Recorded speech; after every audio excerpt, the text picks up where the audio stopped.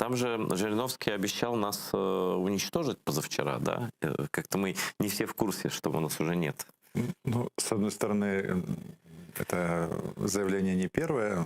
Там же время от времени они как бы не могут разобраться. Мы все каратели или Или братья. братья, да. Вот. И в процессе вот этих вот метаний и внутренних дискуссий иногда возникает идея не то маленькую, не то большую бомбу кинуть ядерную. Ну, чтобы на уже Киев. не усложнять вопрос, чтобы просто нет человека, нет проблем. Разобраться, да. И вот сейчас из последнего, что российская пропаганда из всех утюгов нагнетают, что вот Украина должна обязательно напасть на мирных жителей Донбасса. А так вот так, да? В военной форме.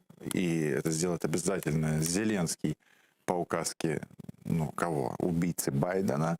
И это даст основания для того, чтобы нанести ракетно-бомбовые удары по всей территории Украины за пределами линии соприкосновения, и будет это касаться военных объектов, инфраструктуры, то есть мостов, я не знаю, ну, больниц, в принципе. А ты ничего не придумаешь, как шизофренически звучит? Почему? Ну, не, ну как бы это правда интересно, вот это все обсуждают, и они спокойно об этом говорят. Вот, ты знаешь, что меня особо как бы удивляет, что у них давно нету как бы эмпатии. То есть у них вот, если мы берем Жириновского, вот у него часовой эфир, например.